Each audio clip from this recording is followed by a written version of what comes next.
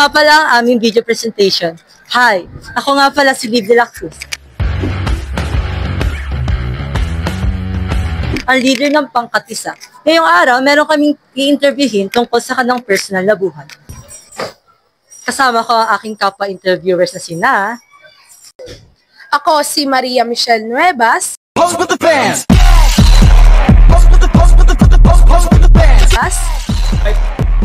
Ako si Rina Limrebese.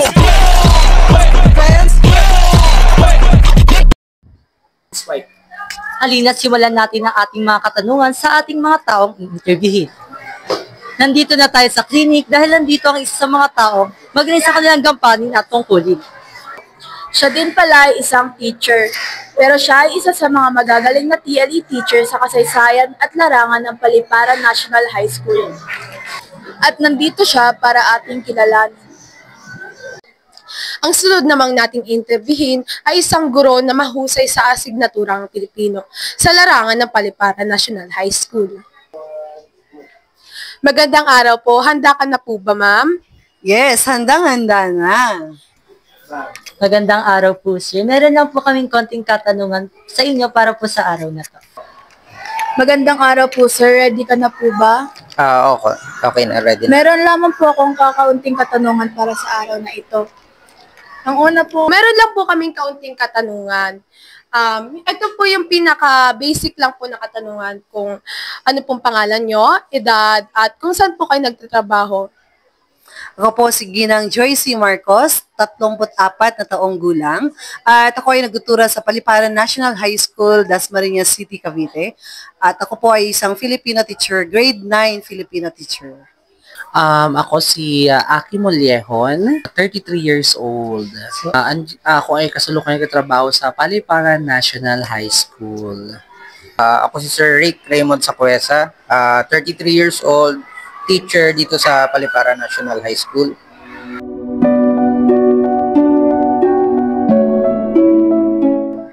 Maraming salamat po sa kooperasyon niyo, ma'am, sa pag-collab po sa amin. Ang una niyo pong katanungan ay, para kanino po kayo nagtatrabaho?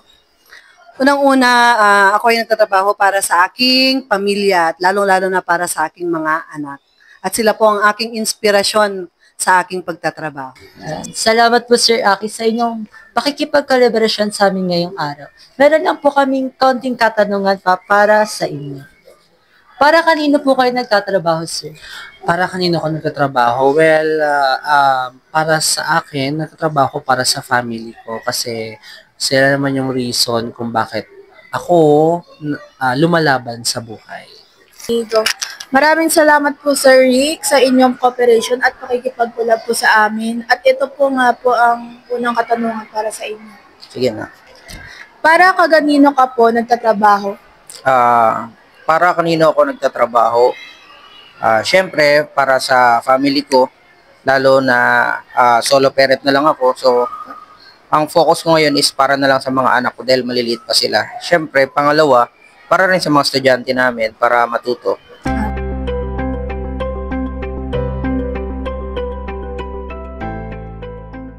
Sir Rick, next question naman po is, may kaugnayan ba sa pakikipagkapwa-tao ang iyong trabaho?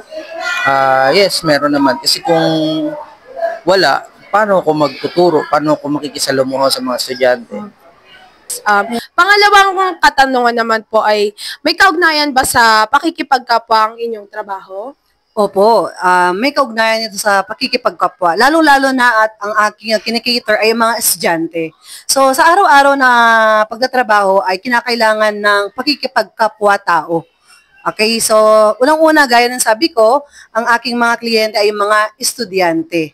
At syempre, pangalawa ay yung aking mga katrabaho ay aking mga co-teachers. So, kinakailangan talaga ng pakikipagkapwa-tao. Okay. May kaugnayan po ba sa pakikipagkapwa-tao ang inyong trabaho? Of course, malaki ang pakikipag-ugnayan sa kapwa-tao ng aking trabaho dahil mga estudyante ang aking nakasasalamuha. So bukod pa doon, iba't ibang mga personalidad at ugali ang kailangan mong harapin dahil bilang ako ay isang guro sa Paliparan National High School, kailangan mong harapin yung iba't ibang personalidad at pag-uugali ng bawat isa dahil naniniwala naniniwala ako na hindi naman pare-pareho ang bawat individual. So,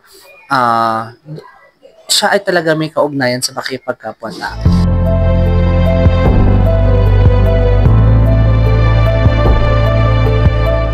Yan, tama nga naman po. So, ang pangatlong katanungan naman po ay, ano po ba ang nagbibigay ng motibasyon upang ipagpatuloy niyo po yung pagtatrabaho niyo sa Paliparan National High School, no?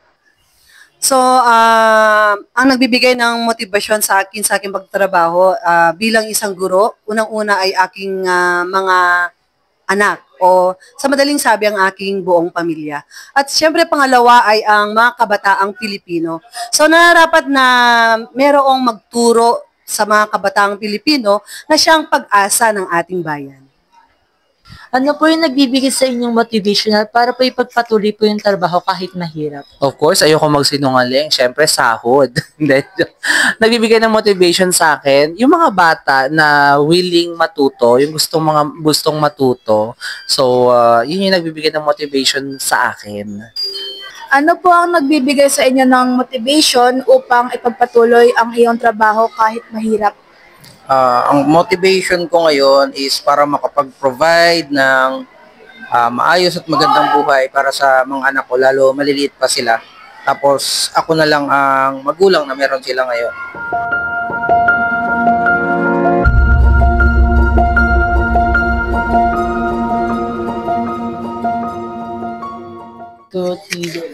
Sir, kung hindi nyo po kailangan magtrabaho, ipagpapatuloy nyo pa rin po ba itong trabaho na to kahit hindi po kayo sumasahod? At bakit?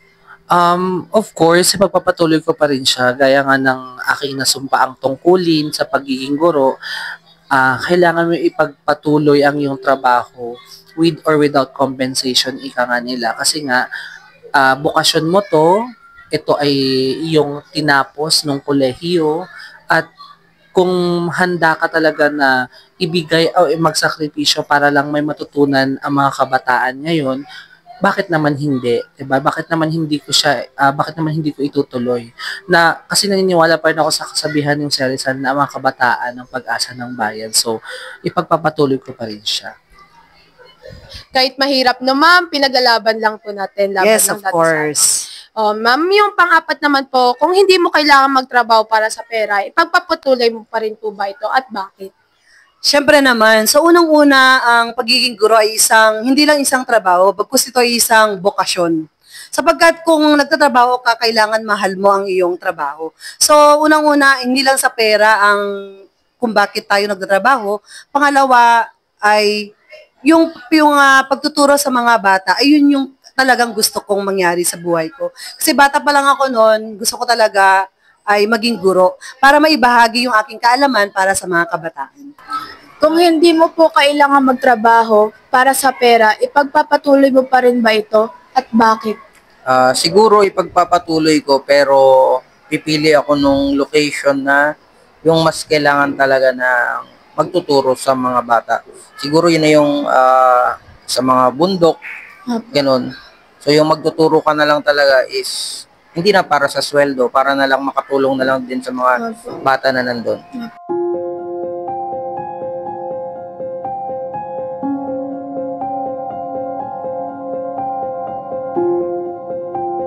Last na katanungan naman na po, no? Ano ang pinagmamalaki mong nagawa para sa inyong trabaho, mama? Sir, ano po yung pinagmamalaki mong nagawa para po sa iba? Ano po ang pinagmamalaki mong nagawa sa iyong trabaho para sa iba? So, ang pinagmamalaki ko ay yung makita ang mga naging mga estudyante, mga naging estudyante ko na matagumpay na. So, yun yung very rewarding bilang isang guro. Na kung saan, halimbawa, sa panahon ngayon, may mga nakikita akong isang guro na rin na naging estudyante ko. So, yun yung prize bilang isang guro. Na makita mo ang mga estudyante mo dati na sila ay successful na sa buhay. Na ipagmamalik ko sa iba is yung may mga natutunan yung bata sa akin at naging madisiplina sila. Kasi para sa akin, dapat working together yan. So, kung may matututunan yung bata at the same time maging may disiplina na siya sa sarili na. So, para sa akin, yung may pagmamalaki ko na nagawa ko na kaya ko ipagmalaki sa iba. Yan. Siguro yung mapagmamalaki ko na lang is in general,